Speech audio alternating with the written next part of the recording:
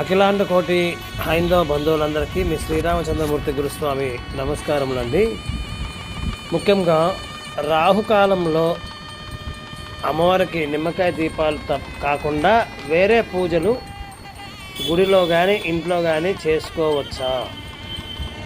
తప్పకుండా చేసుకోవచ్చండి. రాహుకాలంలో అన్ని పూజలు చేసుకోవచ్చు. రాహుకాలం ఏమి తప్పు కాదు, రాహుకాలం ఏమి చెడు జరగదు. రాహుకాలంలో పూజ చేస్తే ఏ కాలంలో పూజ చేసినా, అమావాస్య రోజు పూజ చేసినా, ఎటువంటి దుర్ముహూర్తంలో పూజ చేసినా దేవుడికి మంచి ఫలితమే వస్తుంది.